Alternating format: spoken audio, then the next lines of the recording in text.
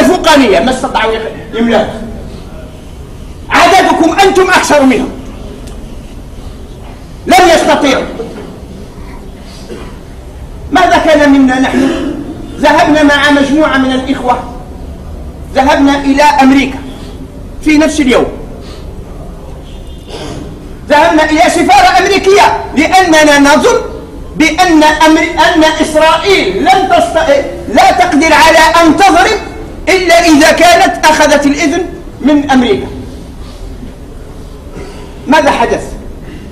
ذهب العبد الفقير إلى الله مع الرائد الأخضر بورقعة ورجل معروف ثوري ومجاهد، وذهبنا مع الأخ ذهبي وهو أيضا مجاهد، والأخ أحمد بن محمد وهو دكتور ومعروف والحمد لله، وإخوة نائبين الأخ بولحية والأخ قادري. ذهبنا فقلنا نريد أن نلتقي بالسفير لنحمله رسالة استنكار.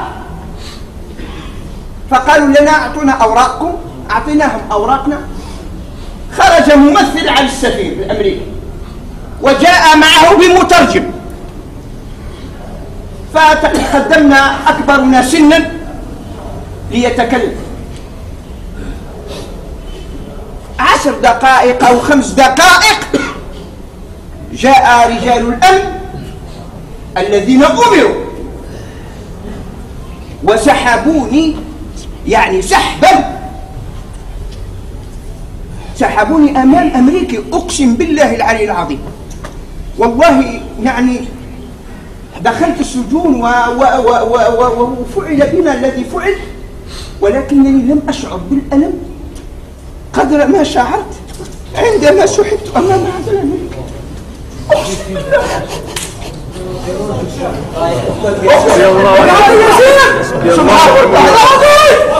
الله أكبر الله أكبر.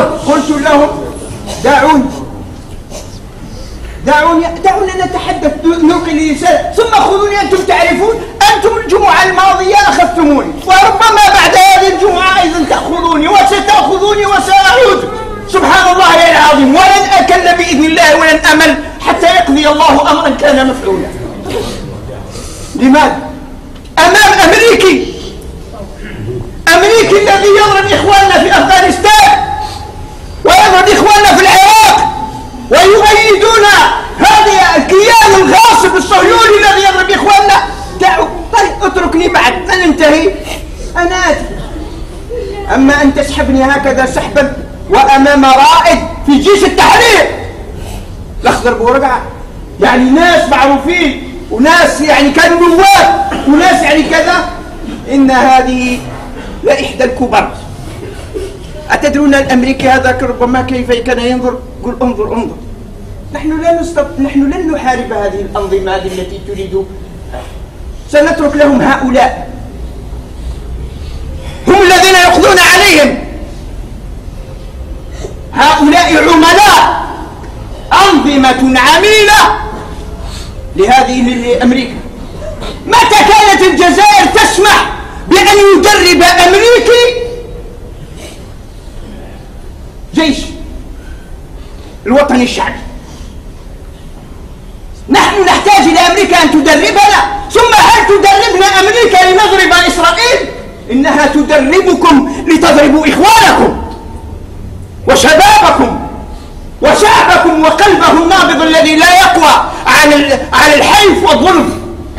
يريدون قتل الرجولة في الشعب الجزائري، يريدون أن نصبح شعبا نأكل ونشرب ونرقص ثم لا نهتم لا بالأمور الداخلية للبلاد ولا بالأمور العالمية. المولى سبحانه وتعالى كما قلت لكم: من يرتد منكم عن دينه فسوف يأتي الله بقوم يحبهم ويحبونه